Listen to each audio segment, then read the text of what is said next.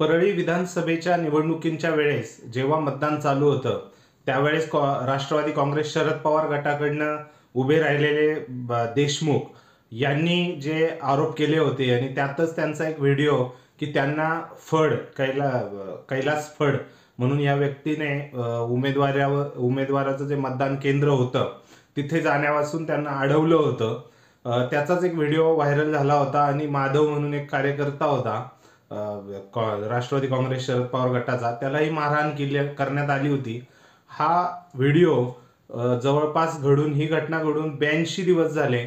82 दिवसानंतर आज त्या कैलास फड, त्याचा मुलगा राजेश फड आणि इतर 5 जणांवरती परळी पोलीस स्टेशनमध्ये गुन्हे दाखल करण्यात आलेले आहेत.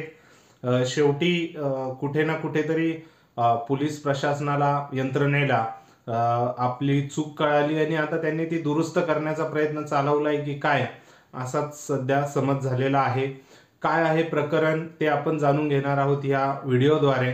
व्हिडिओ आवडला असल्यास लाईक करा, तुमचे विचार कमेंट सेक्शनमध्ये कमेंट करून व्यक्त करा आणि चॅनलला सबस्क्राईब करायला विसरू नका.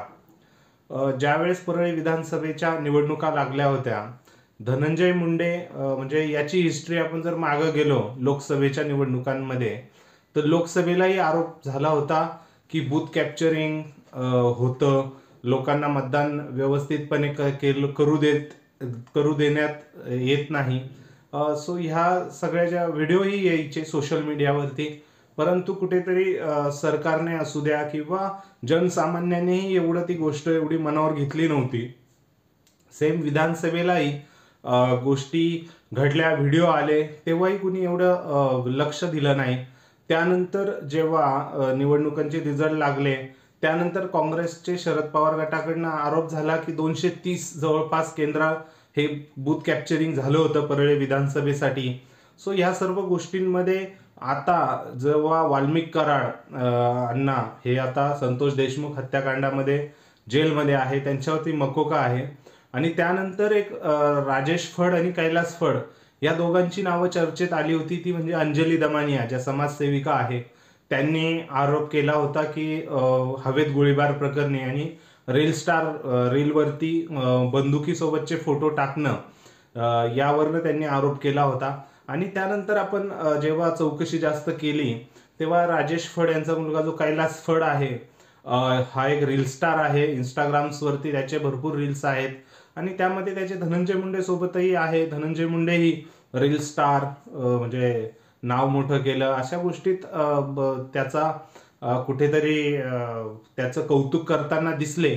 आणि त्यानंतर आता जेव्हा धनंजय मुंडे यांनी वाल्मिक कराड सोबत आपण नसल्याचं स्पष्ट केलं आणि त्यानंतर आता जे नवीन SP आलेले आहेत, नवनीत कामत सर, त्यांच्या थ्रू आता एक 5 दिवसापूर्वीच 80 गुन्हेगारांना बोलून तंबी देण्यात आली आणि आज राजेश फड आणि कैलास फड या दोघांवरतीही आणि अन्य 5 जणांवरती गुन्हे दाखल करण्यात आलेले आहे.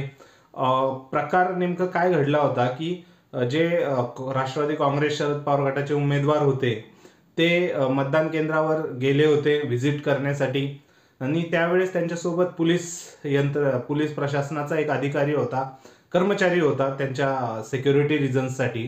तर त्या जाताना त्याचा व्हिडिओही सोशल मीडियावरती व्हायरल आहे. त्यांनी जाताना कैलास फड यांनी पोलिसांच्या वर्दीवरती म्हणजे त्या कर्मचाऱ्याच्या अंगावरती हात घालून त्याला बाहेर काढलं, म्हणजे आतमध्ये जाण्यापासून रोकत होते. बाबा देशमुख साहेबांनाही थोडं मागं करण्यात आलं. सो तिथे घुसून देण्यात आलं नाही. आणि त्यानंतर त्यांचे जे कार्यकर्ते होते माधव म्हणून, ॲडव्होकेट माधव, त्यांना मारहाण करण्यात आली. म्हणजे त्यांना अक्षरशः तुम्ही जर तो व्हिडिओ बघितला तर म्हणजे मारण्यातही आलं. त्यावेळेसच माधव यांनी कंप्लेंट दिली होती. देशमुख हेही बोलले होते की असं झालेलं आहे, बीड पोलीस स्टेशनने तक्रार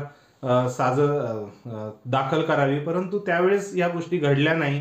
आता नवीन SP आलेले आहेत, तर आता 82 दिवसाने ह्याच प्रकरणावरनं आता दोघं आणि अजून 7 जणांवरती गुन्हे दाखल करण्यात आलेले आहे.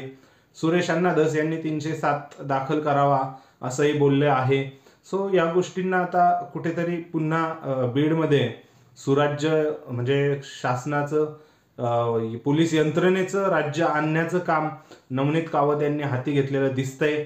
त्यांचं कौतुक केलं पाहिजे की चला कुठेतरी म्हणजे लोकांच्या मनात भावना निर्माण करणे की अन्याय जिथे होतोय, जे काही लोक दमदाटी गुंडेशाही करू पाहताय, त्या प्रवृत्तींना संपवण्यासाठी पोलीस प्रशासन सज्ज आहे. हवे ते कार्य ते करतील ह्यातनं समजतंय.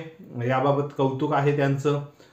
त्याच प्रकरणी ॲडव्होकेट माधव आहेत, त्यांनी सांगितलंय, देशमुखही बोललेत की म्हणजे जे पराभूत उमेदवार आहे परळी विधानसभेचे, त्यांनीही मत व्यक्त केलं की परळीमध्ये कायदा सुव्यवस्था कुठेही नाहीये.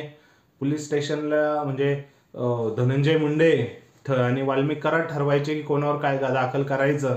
मग पोलीस प्रशासनाला पगारही देऊ नका, ते धनंजय मुंडे यांच्याकडनं घेत राहतील, असे काही स्टेटमेंट त्यांचे आले होते.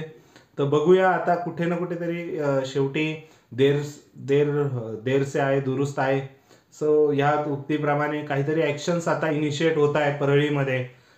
त्यामुळे नक्कीच कुठेतरी गुंडशाही आणि दमदाटीशाहीला नक्कीच व्यसन घालण्याचं काम होईल. नवनीत कावत यांनी पदभार सांभाळल्यानंतर बीड जिल्ह्यामध्ये आणि स्पेशली परळीमध्ये जे आरोप होतात त्या पद्धतीने हे ॲक्शन्स आता परळीची इमेज थोडीशी जे डॅमेज झालेली आहे, परळी पॅटर्न जो बदनाम होत चाललेला आहे, तो आता पुन्हा सुरळीत करण्याच्या दृष्टीने योग्य मानल्या जात आहे, महत्त्वाच्या मानल्या जात आहे. तर तुम्हाला काय वाटतं एकंदरीत ह्या जे कारवाई केली 82 दिवसानंतर पोलिसांनी, त्याबद्दल कमेंट सेक्शनमध्ये कमेंट करून नक्की व्यक्त व्हा. व्हिडिओ आवडल्यास लाईक करा आणि आपल्या चॅनलला सबस्क्राईब करा, म्हणजे पुढच्या व्हिडिओचे नोटिफिकेशन्स तुम्हाला येतील. भेटूया पुढच्या व्हिडिओमध्ये. तोपर्यंत धन्यवाद.